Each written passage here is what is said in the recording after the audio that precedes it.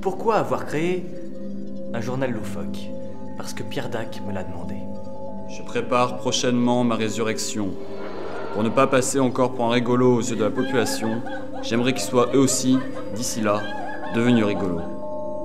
C'est pourquoi je te demande de créer un nouveau journal, dans la veine de la Samuel, pour annoncer ma résurrection et que les gens s'y préparent. Vous plaisantez? Toujours. Ouf. Vous m'excuserez, je m'étais un petit peu assoupi le temps que vous arriviez. Alors, vous êtes ici pour le Nouvel Os. Le Nouvel Os, qu'est-ce que c'est? Bon, bah, ce sont de petits locaux, vous avez pu le constater, mais une grande ambition. Celle de faire rire les gens chaque semaine, gratuitement, dans un journal. Et pour cela, je suis aidé dans ma tâche par un peu moins d'une dizaine de collaborateurs qui vont du reporter d'investigation au philosophe, en passant par le poète et le romancier. Et ce reportage vous propose de les découvrir chacun leur tour. Vos travaux sur la gymnastique dans l'espace ne se déroulent pas comme prévu? La voix noyée de pleurs, la scientifique se tait.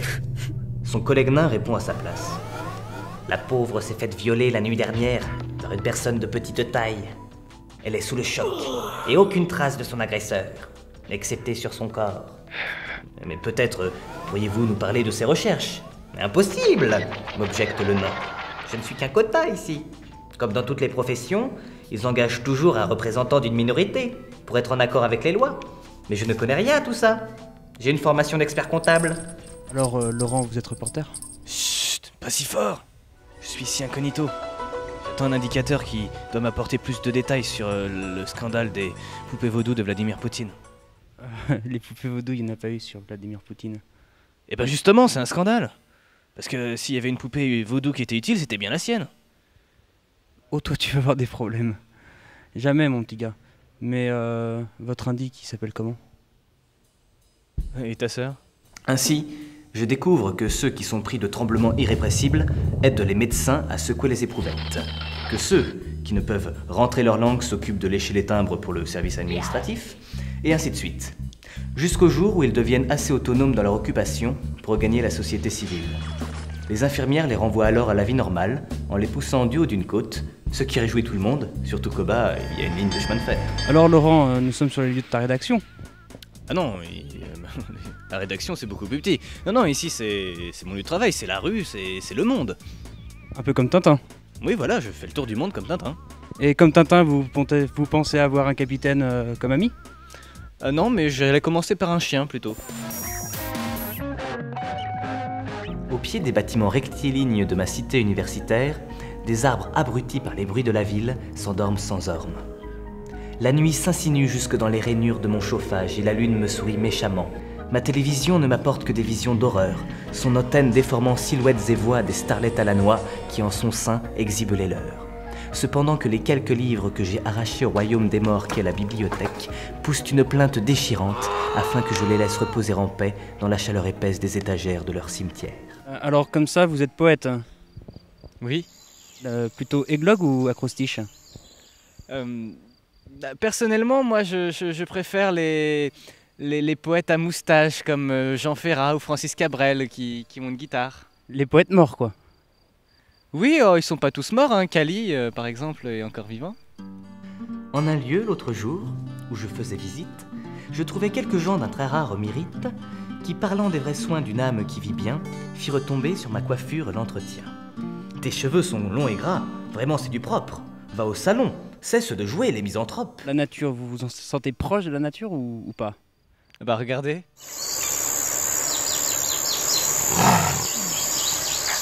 Ah ouais.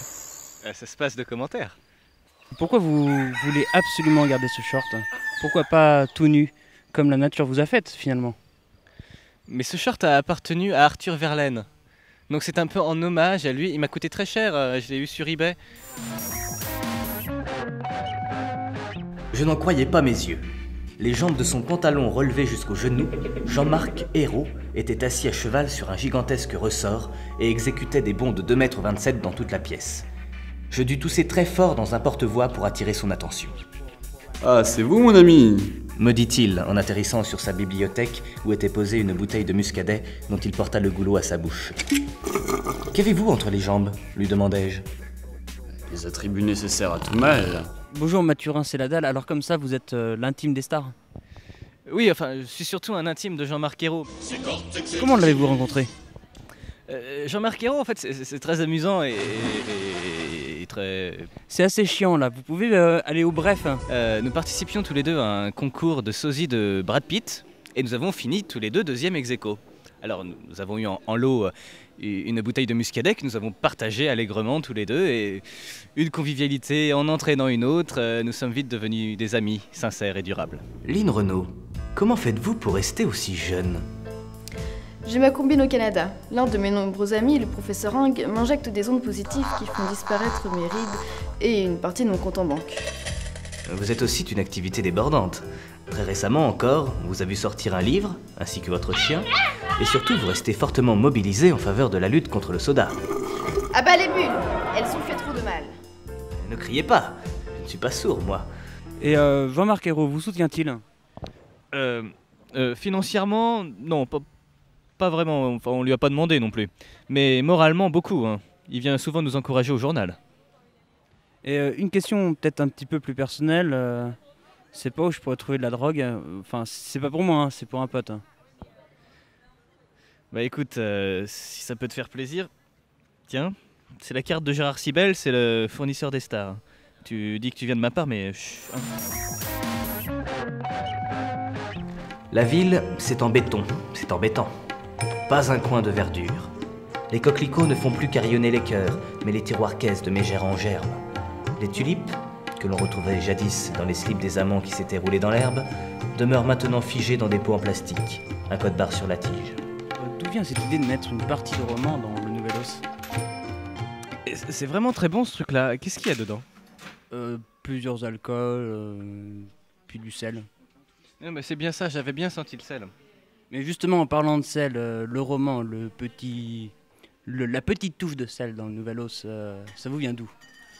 Alors ça, c'est une très belle image que j'apprécie beaucoup, énormément du fond du cœur. C'était pour intéresser les étudiants, parler de leur vie, même s'ils font pas grand-chose. Décontenancés par l'absence de personnel compétent, nous nous plantons devant le comptoir. Il n'y a personne. Des banquettes inoccupées et des tables au bois usées somnolent le long des murs de pierre où sont accrochés, à intervalles réguliers, 6 petits tableaux trop abstraits pour avoir quelque attrait. Sans panneau explicatif en dessous, tout ce que l'on peut conclure de ces peintures, c'est que celui qui les a réalisées devait être terriblement, considérablement constipé pour que ses coups de pinceau soient si crispés. Il faut que je te pose une question. Ouais. D'où te viennent les jeux de mots? Poil au dos. Qu'est-ce que tu penses? Est-ce que tu es d'accord de la théorie de Kundera sur le roman? Est-ce que tu es d'accord? Bah t'as pas si... Bah oui, j'ai rien contre Kundera, moi. Eh ben, il est d'accord. À la question « Êtes-vous pour ou contre la crise financière ?», 58% des Français ont répondu, 17% étaient pressés ou avaient autre chose à faire, 25% n'ont même pas été interrogés.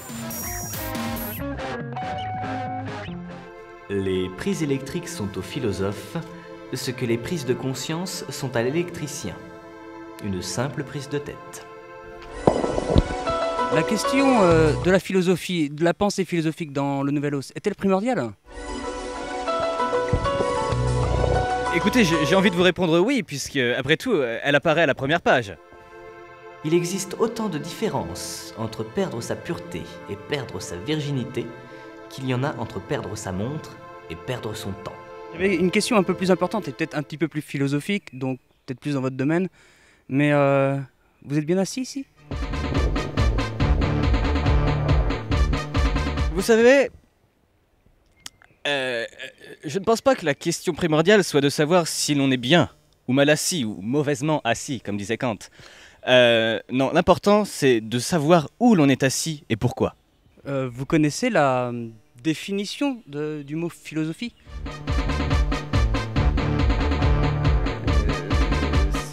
C'est une très bonne question. À vrai dire, je l'ai su, mais Là, je l'ai pas en tête. Vous pourriez pas m'aider un petit peu, non À trop donner d'affection, on finit par choper des infections. En quoi la pensée socratique peut-elle remettre en cause la vision quantique du monde? Écoutez, j'ai envie de vous répondre oui. Mais je comprends pas, parce qu'en fait, quand c'est la vision quantique, ça a quelque chose à voir avec les sciences? Écoutez, j'ai envie de vous répondre non. Et la physique quantique alors? Écoutez, j'ai envie de vous répondre peut-être. Tous les chrétiens, des chrétiens de Troyes aux chrétiens de Chavignol, pensent dur comme pain que c'est en touchant du bois qu'ils éviteront l'enfer.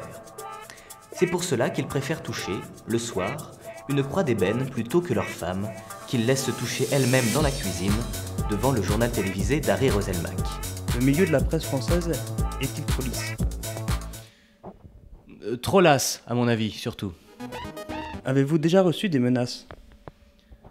Oui, mais seulement de ma grand-mère. Le plus grand rêve de journaliste? Ce serait d'interroger Jean-Paul II, mais malheureusement, c'est plus possible. Avez-vous peur de la mort? Les Juifs s'installèrent alors en Palestine, un pays très tranquille, car il n'y avait pas encore trop d'Arabes. C'est en Palestine qu'ils fondèrent les premiers temples de la consommation. Cependant, Jésus de Nazareth, aristocrate anarchiste de gauche, leur causa beaucoup de tort aux alentours de 30 après lui-même. Réfractaire à cette société marchande, Jésus leur prenait la supériorité de l'amour à grands coups de pied dans le derrière. « À quoi vous servira tout ce pognon une fois dans l'autre monde ?» hurla Jésus, qui refusait de payer pour qu'on lui retire son prépuce. Les prêtres juifs lui répondirent qu'il paie de la gueule, ce qui cloua Jésus sur place. Pourquoi avoir choisi ce lieu d'interview? Eh bien, c'est ici que je travaille, à vrai dire. C'est ici que je trouve mon inspiration pour parler de la religion. Voilà. Vous avez découvert toute l'équipe du Nouvel Os. J'espère que cela vous a donné envie de le lire. En tout cas, on vous donne rendez-vous en septembre 2009. Hein? N'est-ce pas, les copains? Ils m'écoutent pas. Parfois, j'ai vraiment l'impression que je fais ce journal tout seul. Mais c'est vrai, fous-le-moi dans l'œil au départ. T'as la main douce. Oui, c'est parce que je travaille pas. Ça vous arrive souvent de vomir ou vous préférez éponger avec des frites?